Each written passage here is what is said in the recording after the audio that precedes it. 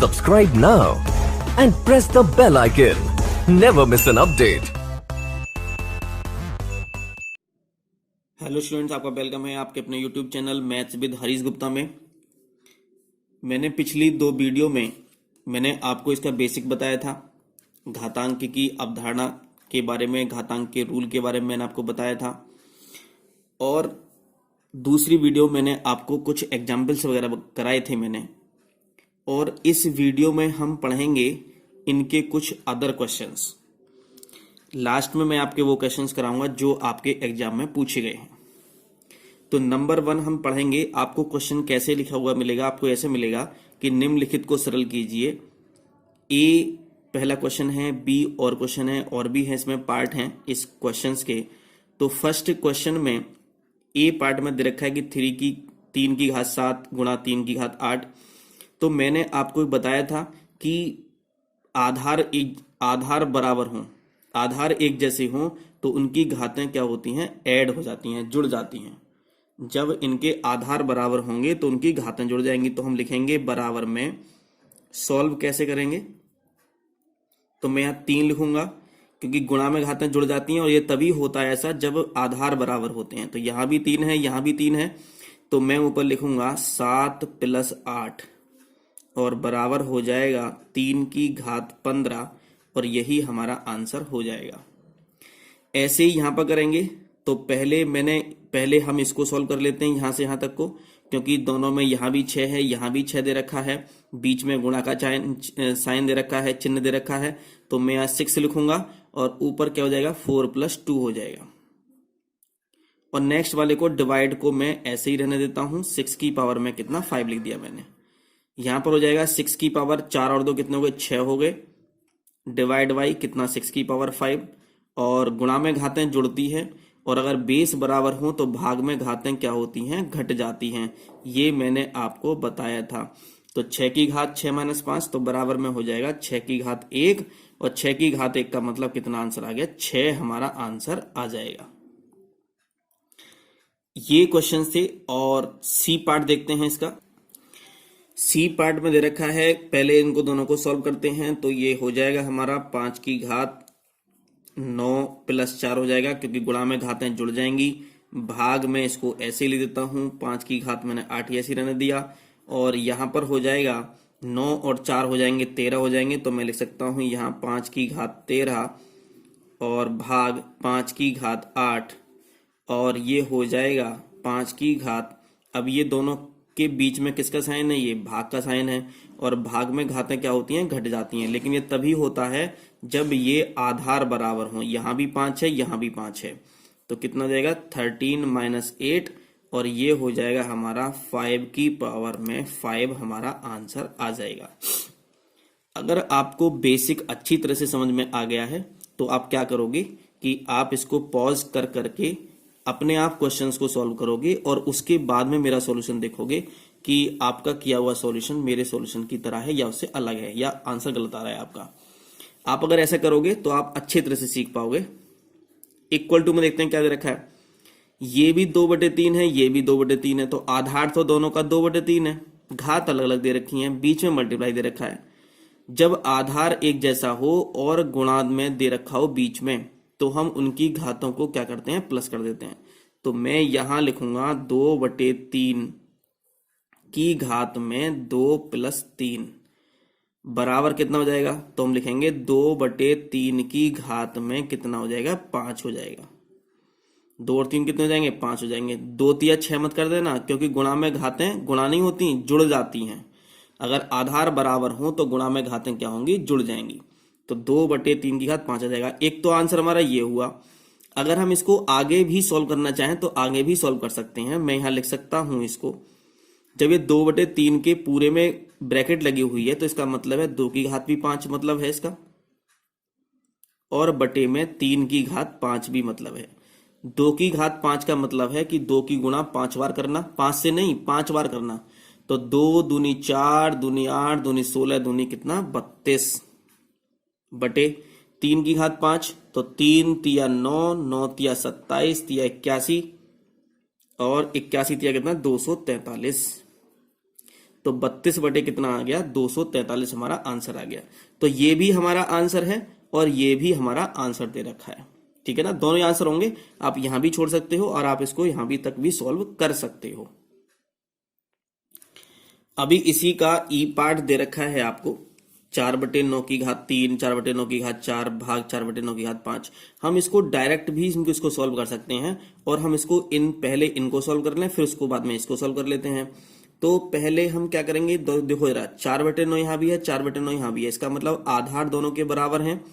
जब आधार बराबर होते हैं और बीच में गुणा का चिन्ह होता है तो हम इनकी घातों को जोड़ लेते हैं। तो मैं लिख देता हूं यहां पर 4/9 की घात में 3 + 4 भाग 4/9 की घात में कितना है, ये 5 दे रखा है, ठीक है। तो मैं यहां कर सकता हूं इसे 4/9 की घात में 3 और 4 कितने हो गए, 7 हो गए। अब ये भाग है तो भाग में घातें क्या होती हैं, घट जाती हैं, तो 7 - 5 लिखता हूं मैं यहीं पर। तो ये हो जाएगा हमारा 4/9 की घात में कितना, 2 हो जाएगा। तो एक तो आंसर हमारा ये हुआ हमारा, ठीक है ना। एक आंसर क्या हो सकता है, मैं इसको दोनों को एक्सपेंड कर दूं, ये 4 की घात भी 2 है और 9 की घात भी 2 है, तो 4 की घात 2 में लिख सकता हूं ऊपर और 9 की घात 2 भी मैं ऊपर लिख सकता हूं। तो 4 की घात 2 का मतलब कितना हो गया, 4 दूनी 8 नहीं, 4 की गुणा 2 बार करनी है, तो 4 × 4 कितना हो जाएगा, 16 हो जाएगा, और 9 × 9 कितना हो जाएगा, 81 हो जाएगा। तो हमारा एक आंसर ये भी है और एक आंसर हमारा ये भी है यहाँ पर। अब इस क्वेश्चन में थोड़ा ध्यान से समझेंगे, ये 2 × 5 की घात 2 है प्लस 5 × 2 की घात 5 दे रखा है, ठीक है।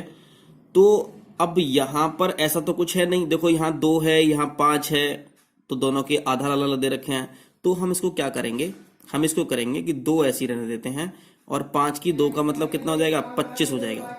5 × 5 कितना, 25 हो जाएगा। यहां आगे प्लस का प्लस करेंगे, 5 का मैंने 5 लिख दिया, और 2 की घात 5 का मतलब कितना हो जाएगा, 2 की गुणा कितनी बार करेंगे, 5 बार करेंगे, तो 2 दूनी 4 दूनी 8 दूनी 16 दूनी 32 हो जाएगा। तो 32 मैंने लिख लिया। अब यहां समस्या ये है कि पहले हम गुणा करें या पहले प्लस करें, ठीक है ना। तो आपको मैंने आपको सिलेबस में भी आया नहीं है अभी, तो इसको कैसे सॉल्व करते हैं, एक जब हम इन ऐसी इक्वेशंस को सॉल्व करते हैं तो हम एक रूल पढ़ते हैं। तो एक रूल होता है हमारा BODMAS, BODMAS। हम BODMAS के हिसाब से इन इक्वेशंस को सॉल्व करते हैं। बी का मतलब होता है ब्रैकेट, तो सबसे पहले हम ब्रैकेट सॉल्व करते हैं। ब्रैकेट नहीं है तो ओ का मतलब ऑफ, और ऑफ का मतलब होता है काकी के। फिर हम काकी के सॉल्व करते हैं।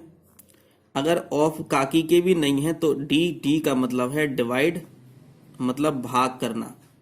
तो सबसे पहले हम क्या करते हैं, ब्रैकेट सॉल्व करते हैं। ब्रैकेट नहीं है तो काकी के सॉल्व करेंगे, काकी के नहीं है तो भाग को सॉल्व करते हैं, पहले भाग करते हैं। फिर आता है एम का मतलब होता है मल्टीप्लाई, मतलब गुणा करना, तो उसके बाद हम करते हैं गुणा करते हैं। और ए का मतलब होता है ऐड का मतलब जोड़ना, ऐड। और एस का मतलब होता है सब्ट्रैक्ट, का मतलब होता है घटाना। तो जब इक्वेशन सॉल्व करते हैं हम ऐसी, तो सबसे पहले हम ब्रैकेट सॉल्व करते हैं, फिर काकी के सॉल्व करते हैं, फिर भाग करते हैं, फिर गुणा करते हैं, फिर जोड़ते हैं और फिर घटाते हैं। अगर हम इस क्रम में नहीं करते हैं तो हमारा आंसर सही भी हो सकता है और हमारा आंसर गलत भी हो सकता है। लेकिन जब हम इसको अपनाएंगे, इस रूल को अपनाएंगे, तो हमारा क्वेश्चन बिल्कुल एकदम करेक्ट होगा। अब यहां सोचने वाली बात है कि पहले प्लस करें या मल्टीप्लाई करें, पहले तो पहले जोड़ें या पहले गुणा करें। तो पहले क्या आ रहा है, गुणा करना आ रहा है, पहले जोड़ेंगे बाद में। तो पहले क्या करेंगे, गुणा। तो 2 की गुणा जब 25 से करेंगे तो कितना आ जाएगा, ये आ जाएगा हमारा 50 प्लस। अब 32 की गुणा 5 से करेंगे तो 5 दूनी 10, 5 तिया 15 कितना 16, तो 160 हो गया। 160 ये और 50 ये, कितना आ जाएगा, ये आ जाएगा 210 हमारा आंसर आ जाएगा।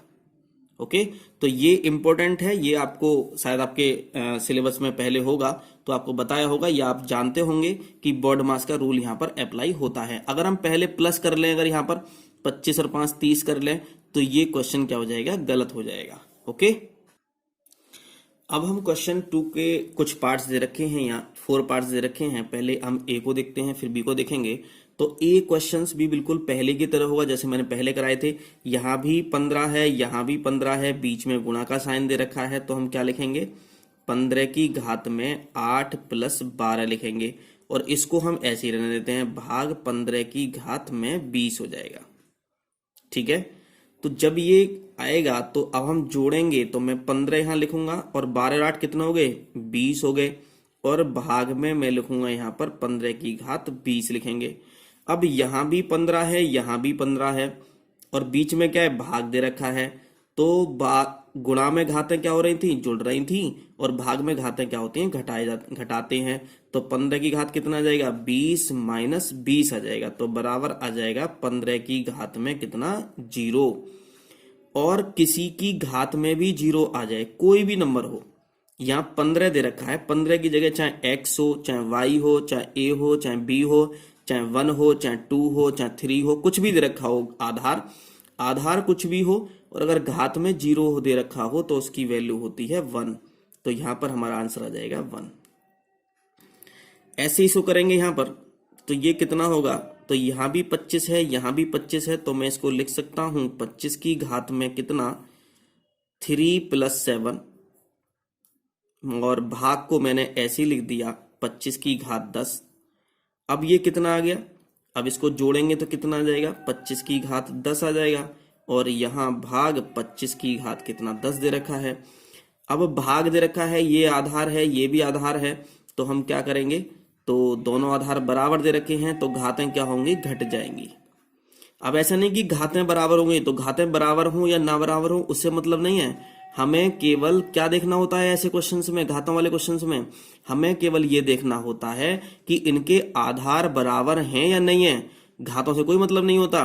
आधार बराबर हैं, यहां भी 25 है, यहां भी 25 है, तो क्या करेंगे हम, तो जो भी घातें होंगी उनको आपस में क्या करेंगे, माइनस करेंगे। पहले वाली घात लिखी जाती है, बाद में बाद वाली घात लिखी जाती है। अब ये आ गए यहाँ पर 25 की घात में कितना, 0 आ गया।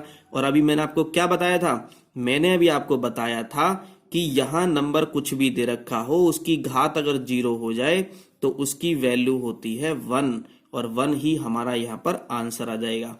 ठीक है, अगर आपको किसी क्वेश्चन में कोई समस्या हो, कोई दिक्कत हो, कोई डाउट हो, आपको समझ में नहीं आया हो, तो आप इसको दोबारा से देखें, तिबारा से देखें, उसको बार बार उसको देखें। अगर आप पर मैथ्स नहीं रहा है, आपने बहुत दिनों से मैथ्स नहीं पढ़ा है, तो आप इसको रिवाइज करें।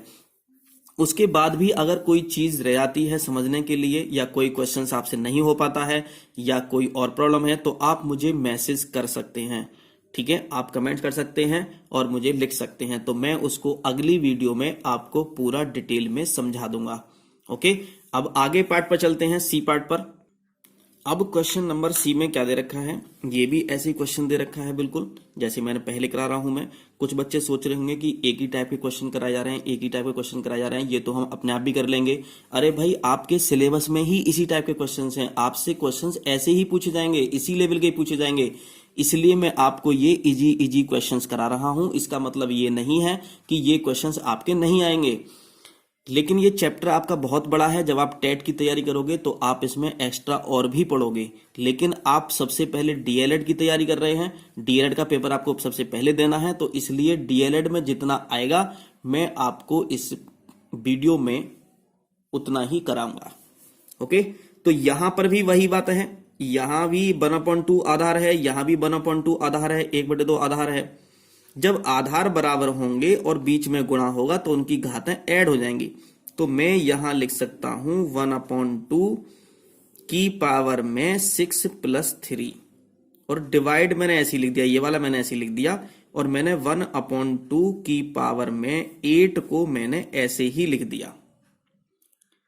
अब इसमें क्या करना है, 1/2 दे रखा है, 1/2 की घात कितना है, 9 दे रखा है, भाग में 1/2 की घात कितना है, ये 8 दे रखा है।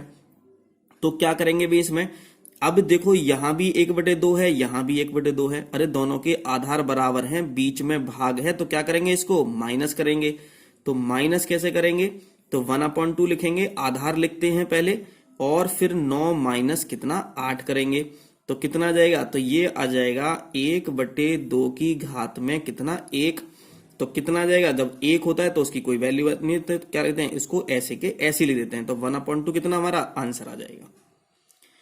अब इसको भी ऐसे करना है, तो यहां भी तो इन्होंने ऐसे दे रखा है, बिल्कुल सेम टू सेम वही क्वेश्चन है। यहां पर देखो 3/4 है, यहां भी 3/4 दे रखा है, तो मैं इसको लिख सकता हूं 3/4 की घात में 2 + 6, और भाग का मैं ऐसे ही भाग लिख सकता हूं ऐसे ही, और 3/4 की घात में कितना हो गया, ये 5 हो गया। अब ये कितना हो गया, 3/4 की घात में हो जाएगा ये 8 हो जाएगा, 2 और 6 कितने 8 हो जाएंगे, और 3/4 की घात में कितना हो जाएगा 5 हो जाएगा ये, ठीक है ना। अब पहले इन दोनों के बीच में तो गुणा थी तो हमने जोड़ दिया, अब इनके बीच में क्या है, दोनों के भाग है, और ये भाग है, और दोनों के आधार क्या हैं, बराबर हैं, तभी हम इनको माइनस कर सकते हैं। तो मैं यहां लिख सकता हूं कि 3/4 की घात में 8 - 5, और जब 8 में से 5 माइनस करेंगे तो मैं लिख सकता हूं कि 3/4 की घात में कितना 3, क्योंकि 8 में से जब 5 माइनस करो तो कितना आएगा 3, हमारा आंसर आ जाएगा। तो एक आंसर तो आपका ये हुआ, ठीक है। और अगर हम आगे सॉल्व करना चाहें तो इसको कर सकते हैं, मैं लिख सकता हूं कि 3 की घात 3 बटे में 4 की घात 3। अब मैं यहां ब्रैकेट लगाऊं यहां पर या ना लगाऊं कोई समस्या नहीं है, कभी समझ रहे हो कि कहीं ब्रैकेट लगा दी है मैंने, कहीं नहीं लगा दी है। तो 3 की घात 3 का मतलब कितना हो जाएगा, तो 3 × 3 × 3 तो कितना 27 हो जाएगा, और 4 की घात 3 का मतलब कितना 4 × 4 × 4, तो 4 चौक 16 चौका कितना 64 हो जाएंगे, तो 27/64 हमारा आंसर आ गया। तो एक आंसर ये भी है और एक आंसर ये भी है हमारा, तो दोनों ही हमारे आंसर हो जाएंगे। तो ये भी सही है, ये भी सही है। ऐसा नहीं कि कभी कुछ सोच रहे हो कि हम क्या लिख के आए, आप यहां तक भी छोड़ सकते हो और आप आगे भी सॉल्व करके वहां पर दिखा सकते हो। ओके, चलिए आगे नेक्स्ट क्वेश्चन पर चलते हैं। एक थर्ड क्वेश्चन हमारा ये है कि -1 की पावर 3 गुणा -1 की पावर 2 गुणा -1 की पावर 15 दे रखा है। तो एक तो ये है कि इनके देखो यहां भी -1 है, यहां भी -1 है, यहां भी -1 है, सबके आधार बराबर हैं। जब सबके आधार बराबर हैं और बीच में सबके क्या दे रखा है, गुणा दे रखा है, तो उनकी घातें क्या हो जाएंगी, सबकी जुड़ जाएंगी। तो मैं यहां लिख सकता हूं -1 की घात में कितना 3 + 2 और +15, गुणा में घातें क्या होती हैं, जुड़ जाती हैं। तो बराबर लिख सकता हूं मैं यहां पर -1 की घात में 3 और 2 6 हो गए, 6 और 15 कितना हो गया 21 हो गया, ठीक है।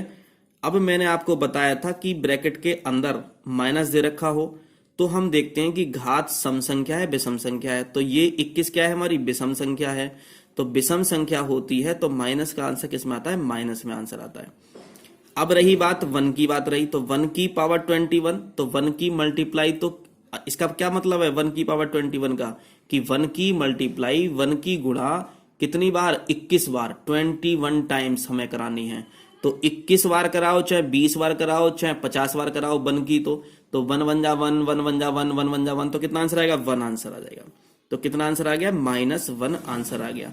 लेकिन अगर घात यहां पर सम संख्या होती, 20 होती, 22 होती, 50 होती, 104 होती, 110 होती, तो हम क्या करते, तो माइनस का आंसर किसमें +1 हमारा आंसर आता। तो हमें इस बात का ध्यान रखना पड़ेगा। आगे नेक्स्ट क्वेश्चन में चलते हैं। अच्छा एक मिनट, जरा यहां थोड़ी मिस्टेक हो गई, गुणा में घातें जुड़ेंगी तो कितना 3 + 2 और +15, अच्छा 3 और 2 6 लिख लिए थे हमने, काउंट कर लिए थे, 3 और 2 कितने होते हैं 5 होते हैं, प्लस हो रहा है ना, तो 3 और 2 5, 5 और 15 कितने हो गए 20 हो गए, तो हम यहां 20 लिखेंगे। ध्यान से, थोड़ी मिस्टेक हो गई थी। अब देखो रहा, ये माइनस दे रखा है, इसकी पावर में कितना दे रखा है, ऊपर 20 दे रखा है, घात 20 है, घात 20 है, और 20 क्या है हमारी, ये सम संख्या है। जब सम संख्या है तो आंसर किस में आएगा, प्लस में आंसर आएगा, ठीक है ना। तो +1 को +1 लिख दो या इसका आंसर 1 लिख दो। बात तो एक ही है, जब कोई साइन नहीं होता किसी के आगे तो वहां पर किसका साइन होता है, वहां पर प्लस का साइन होता है। तो हमारा कितना आंसर आ गया, 1 आंसर आ गया हमारा, ठीक है।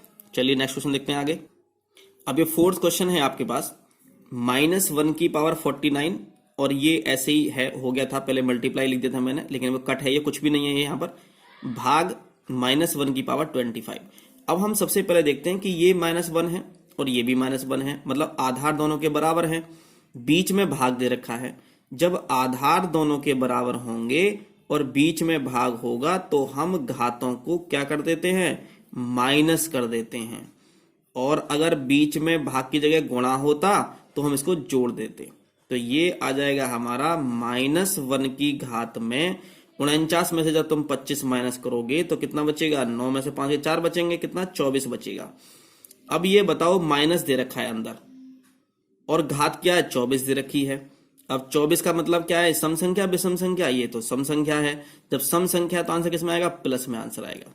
और बन की पावर 24, बन की 1 की घात 24 का मतलब वो तो 1 ही आ जाएगा। अभी मैंने आपको बताया था 1 की घात कितनी भी हो तो कितना आंसर आ जाएगा, 1 ही हमारा आंसर आ जाएगा। ठीक है, तो हमारा 1 आंसर आ गया। ओके, आगे नेक्स्ट क्वेश्चन देखते हैं। 3 की घात 12 गुणा 3 की घात 7 भाग 3 की घात 25 का मान ज्ञात कीजिए, ये पूछा है यहाँ पर। तो हम क्या करेंगे, इसको पहले सबसे पहले सॉल्व करेंगे। तो यहां भी 3 है और यहां भी 3 है, तो पहले तो गुणा में घातें क्या होती हैं, जुड़ जाती हैं। तो मैं लिखूंगा 3 की घात 12 और प्लस कितना 7। भाग मैंने ऐसे का ऐसे लगा दिया यहां पर। 3 की घात कितना 25 कर दिया यहां पर। अब ये हो गया 3 की घात, ये 12 और 7 कितना हो गया, 19 हो गया, भाग 3 की घात कितना 25 हो गया। कोई दिक्कत नहीं यहां तक तो। अब ये आगे कितना हो गया, ये आगे हो जाएगा इक्वल टू में,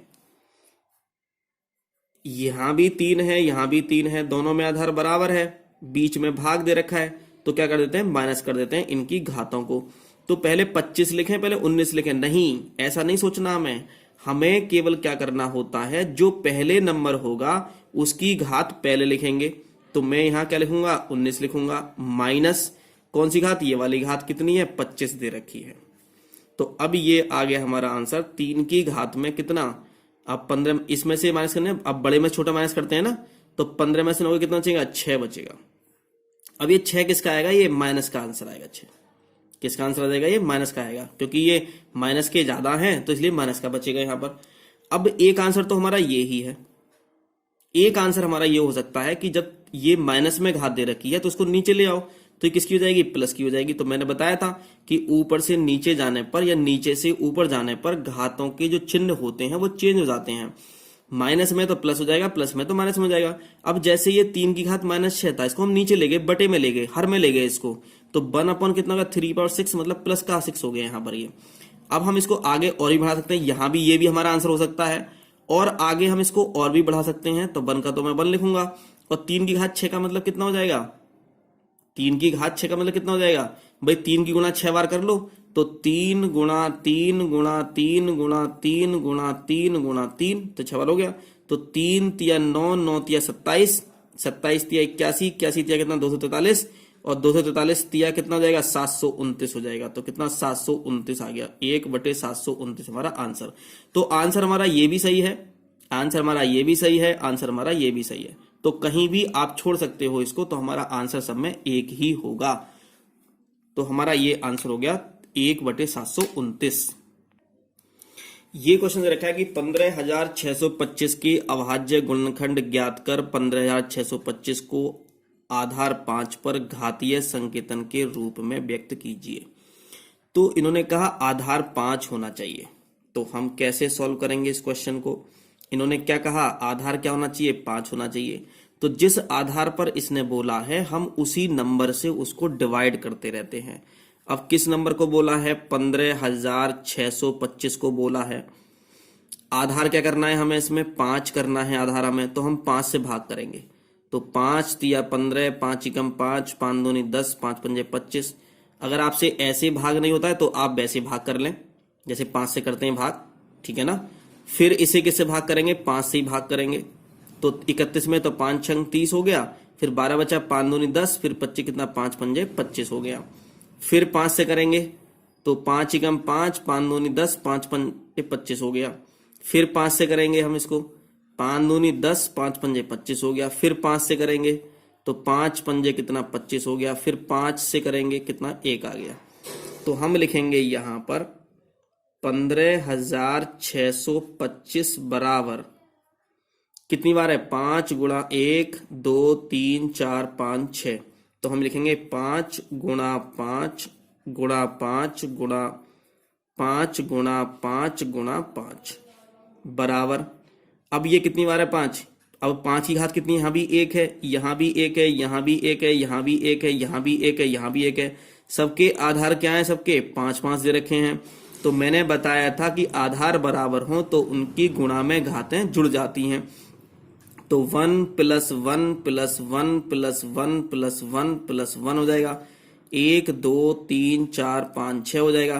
तो हम लिख सकते हैं इसको 5 की घात 6 हमारा आंसर आ जाएगा। तो इन्होंने हमसे यही बोला था कि इसके हमें अभाज्य गुणनखंड करने थे 15,625 के। तो मैंने ये अभाज्य गुणनखंड कर लिए मैंने इसके। तो मैंने इनको सबको जितने ये 5 आए हैं मैंने इतनी बार लिख दिया। और हर नंबर की एक घात होती है, सबकी एक एक घात है इनकी।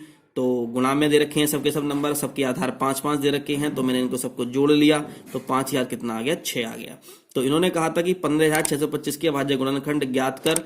15,625 को आधार 5 पर घातीय संकेतन के रूप में, तो आधार 5 है इसका और घात कितनी है इसकी? 6 है। तो ये हमारा आंसर हो गया इस क्वेश्चन का। ठीक है।